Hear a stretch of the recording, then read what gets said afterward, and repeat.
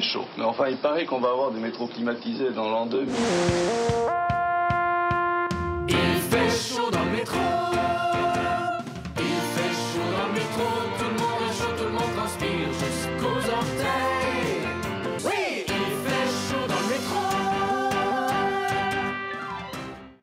Ah oui, c'est vrai qu'il fait chaud dans le métro. Avec le réchauffement climatique, ça ne devrait pas s'arranger de sitôt.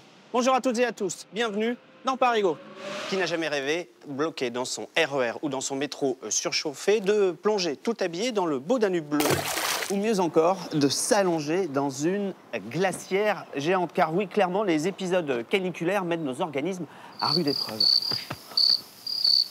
Y compris parfois à 20 mètres sous terre, bien loin des rayons du soleil. D'ailleurs, à chaque canicule, chacun y va de son itinéraire bis pour éviter la surchauffe. Car oui, il y a les lignes climatisées et les autres. Alors pourquoi tant de disparités sur notre réseau et celui-ci est-il suffisamment armé pour faire face au dérèglement climatique? C'est ce que je vous propose de voir avec moi aujourd'hui. À chaque pic de chaleur, c'est toujours la même rengaine. On étouffe dans nos transports en commun. Dès l'été venu, de nombreuses lignes se transforment en hammams mobiles au grand désespoir des voyageurs devenus malgré eux des êtres liquides à la recherche du moindre souffle d'air frais.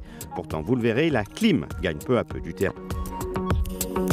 Alors à quand la fin des fours ambulants, encore bien trop nombreux sur notre réseau? Quelles sont les perspectives de rafraîchissement pour le métro et les RER, là où les disparités sont les plus fortes? Entretien vérité avec Île-de-France Mobilité. Nous verrons également que le réseau ferré est lui aussi malmené par les épisodes caniculaires. La chaleur déforme les rails et dilate les caténaires. La sécheresse et les pluies diluviennes fragilisent, elles, les abords des voies. Un vrai casse-tête pour la SNCF. En sous-sol, loin des rayons du soleil, le métro subit lui aussi de plein fouet les effets du dérèglement climatique.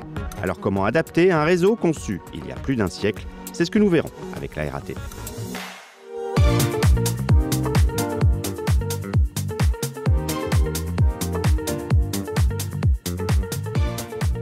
On se retrouve sur une ligne récemment rafraîchie puisque la 11 a découvert la ventilation réfrigérée grâce à la livraison de ces MP14 en 2023-2024.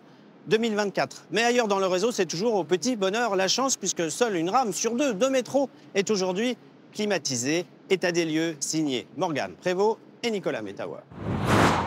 Quand le soleil brûle à l'extérieur, en sous-sol, le métro enregistre des températures parfois dantesques. 32 degrés le 1er juillet sur la 8. Sur certaines lignes de métro, les Parisiens ont largement suffoqué cet été. J'ai eu le malaise, j'avais envie, mal à la tête, je pensais que j'allais tomber. Il y a un peu d'agressivité, un peu plus, et on est un peu pilé, donc il y a aussi un peu les odeurs. Un peu moins de la moitié du métro est équipé d'une ventilation réfrigérée. C'est le cas des lignes 1, 2, 5, 9, 11 et 14. Ce dispositif permet de baisser la température extérieure de quelques degrés. Un choix moins générateur de chaleur et moins énergivore que la clim et que la RATP associe à d'autres techniques.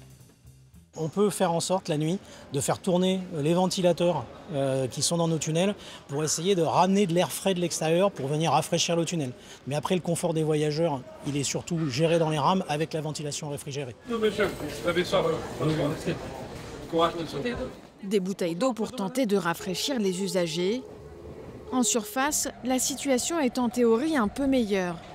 60% des bus et 100% des tramways sont équipés de climatisation. 2 tiers des RER et des trains de ventilation réfrigérée. Mais la Fédération des usagers dénonce un problème de maintenance sur ces systèmes de ventilation. C'est très bien d'avoir des bus et des métros avec un confort climatique, mais il faut que dans les faits, le système fonctionne. Donc il y a de l'entretien à faire et malheureusement, on constate que ce n'est pas toujours le cas. On a demandé à Île-de-France Mobilité de mettre en place un indicateur avec bonus-malus pour que les opérateurs soient intéressés au fait que ça fonctionne effectivement, ces climatisations. À l'horizon 2035, l'ensemble du réseau sera équipé de ventilation réfrigérée.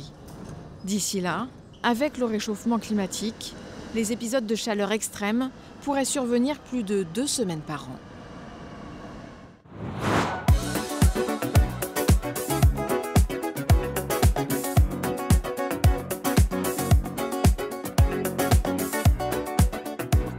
Bonjour Delphine Burkli. Bonjour Monsieur Lambert. Vous êtes membre du conseil d'administration d'Île-de-France Mobilité dans la majorité régionale. On s'était vu il y a 3 ans pour déjà, à l'époque, parler climatisation. Et vous m'aviez dit à l'époque, grâce au renouvellement du matériel qui s'accélérait grâce aux décisions de la présidente de région, ça allait mieux. On a vérifié en 3 ans ce qui s'est passé.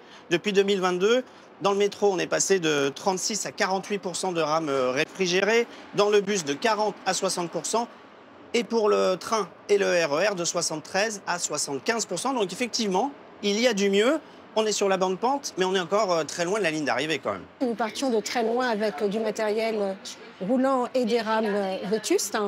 Et depuis 10 ans, en effet, nous insufflons avec Valérie Pécresse, avec les équipes d'Île-de-France Mobilité et de la région Île-de-France, une vraie politique d'amélioration des conditions de transport. Avec l'arrivée du MF19, matériel ferré 19 que nous avons commandé en 2019 à Île-de-France Mobilité, nous allons pouvoir disposer dans un certain nombre de lignes, demain dans la ligne 10, d'un nouveau matériel roulant, neuf et qui sera en ventilation réfrigérée. Donc la quasi-totalité, l'intégralité des métros ici sur le réseau RATP seront en ventilation réfrigérée à 100% d'ici 2033.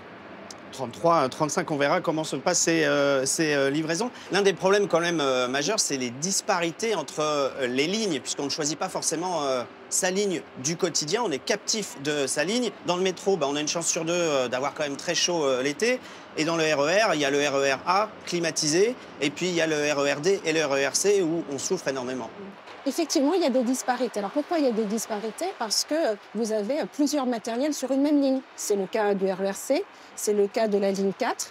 Et en effet, changer un métro, ça coûte extrêmement cher. Donc on y va par étapes. Vous parliez de la ligne 4, mais comment on a pu moderniser une ligne de bout en bout sans penser à la clim, puisqu'il y a 3 types de matériel sur cette ligne 4. Et si on n'a pas de chance, il y a 40% des métros de la 4 qui ne sont pas climatisés et qui donc ne seront jamais jusqu'au prochain changement de matériel dans au moins 30 ou 40 ans. On espère bien avant, puisque changer un métro coûte cher. Ce sont des investissements colossaux. Alors effectivement, sur l'ensemble du réseau, on est plutôt sur la bonne pente, mais il y a des lignes qui vont se dégrader dans les années à venir, malgré les investissements. Je pense par exemple au RERC, qui va récupérer des vieilles rames non climatisées de la ligne D. Et donc, d'ici 2030, va voir son nombre de rames climatisées diminuer et passer sous la barre des 30%. Quel message on peut envoyer à ces voyageurs qui n'en peuvent plus de voyager dans des fours l'été?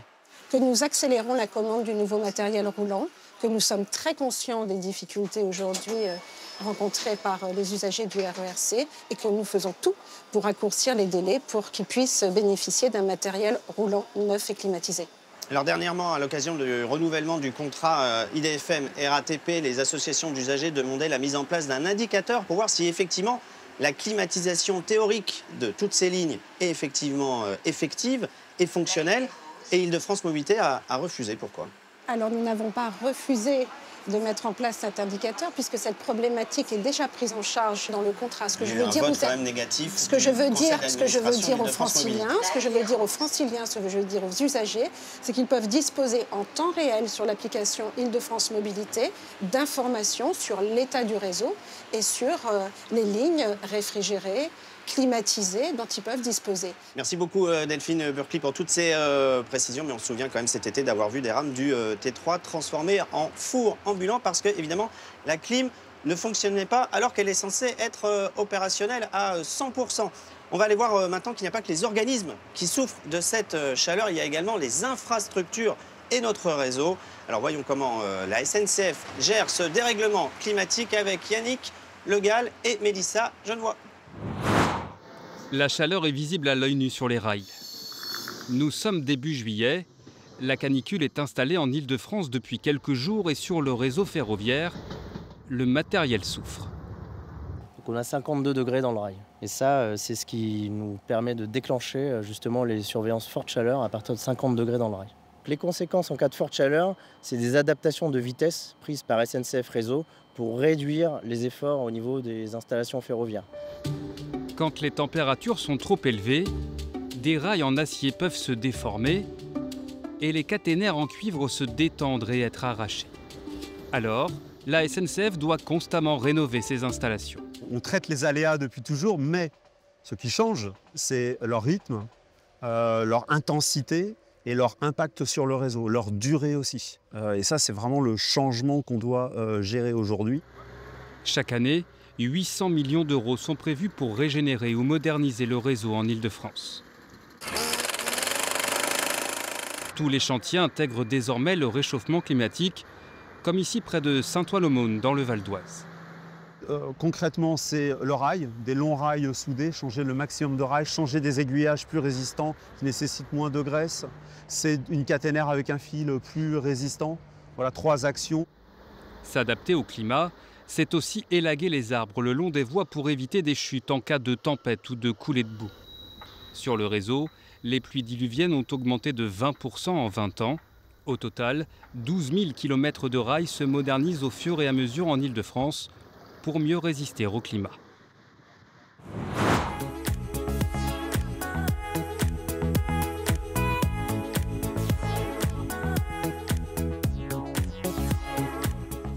Bonjour David Courteil. Bonjour Bertrand. Vous êtes directeur technique à RATP Infrastructure. Alors on vient de le voir dans le reportage.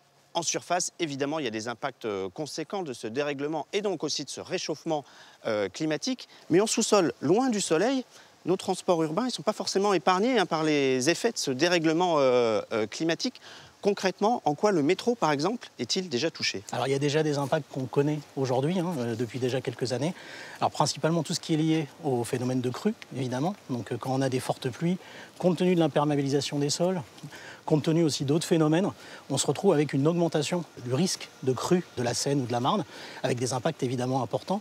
Il faut savoir qu'en l'absence de plan de protection contre le risque d'inondation dont on dispose depuis le début des années 2000, on aurait 146 km de notre réseau souterrain qui serait inondé et on estime les dommages à 3 milliards, un peu plus de 3 milliards d'euros et on pourrait avoir jusqu'à 18 mois d'interruption de trafic sur certaines zones ciblées, le temps de tout remettre en état. Et on a aussi un deuxième aspect qu'on voit déjà aujourd'hui, qui est celui des pluies exceptionnelles. Quand on a des fortes pluies, on se retrouve avec différents impacts. On a eu des stations qui ont pu localement avoir des inondations sur certains accès.